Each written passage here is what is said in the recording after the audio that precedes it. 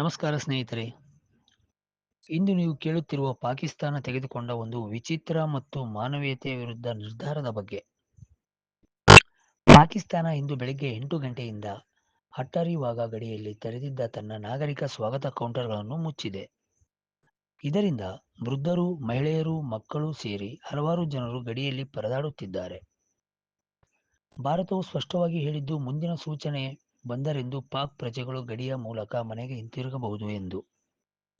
ಈ ನಿರ್ಧಾರವು ಏಪ್ರಿಲ್ 30ರಿಂದಲೇ ತೆಗೆದುಕೊಳ್ಳಲಾಗಿತ್ತು, ಆದರೆ ಭಾರತ ತಾತ್ಕಾಲಿಕವಾಗಿ ಮುಂದೂಡಿತು. ಪಹಲ್ಗಾಮ್ ದಾಳಿಯ ನಂತರ ಭಾರತ ಮತ್ತು ಪಾಕಿಸ್ತಾನ ನಡುವಿನ ರಾಜತಾಂತ್ರಿಕ ಸಂಬಂಧಗಳು ಮತ್ತಷ್ಟು ಗಟ್ಟಿಯಾಗಿದ್ದು, ಈ ಬೆಳವಣಿಗೆ ಅದರ ಭಾಗವಾಗಿದೆ. ಇದುವರೆಗೆ 800ಕ್ಕೂ ಹೆಚ್ಚು ಪಾಕಿಸ್ತಾನಿ ಪ್ರಜೆಗಳು ಮತ್ತು 55 ರಾಜತಾಂತ್ರಿಕರು ಗಡಿಯ ಮೂಲಕ ತಾವು ಮನೆಗೆ ಹಿಂತಿರುಗಿದ್ದಾರೆ.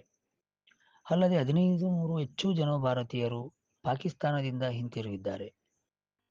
ಆದರೆ ಇದೀಗ ಗಡಿ ಸಂಪೂರ್ಣವಾಗಿ ಮುಚ್ಚಲ್ಪಟ್ಟಿದೆ. ಇದೀಗ ಮತ್ತೊಂದು ಪ್ರಮುಖ ವಿಚಾರ. ಪಾಕಿಸ್ತಾನವು ಲಷ್ಕರ್-ಎ-ತೈಬಾ ಭಯೋತ್ಪಾದಕ ಗುಂಪಿನ ಮುಖ್ಯಸ್ಥ ಹಾಜಿಬ್ ಸಾಹಿಬ್ಗೆ ಭದ್ರತೆ ಹೆಚ್ಚಿಸಿದೆ. ಲಾಹೋರ್ನಲ್ಲಿ ಇರುವ ಅವನ ನಿವಾಸದ ಮೇಲೆ ಡ್ರೋನ್, ಸಿಸಿಟಿವಿ ಕ್ಯಾಮೆರಾ ಮತ್ತು ಭಾರೀ ಭದ್ರತಾ ಸಿಬ್ಬಂದಿಗಳನ್ನು ನಿಯೋಜಿಸಲಾಗಿದೆ.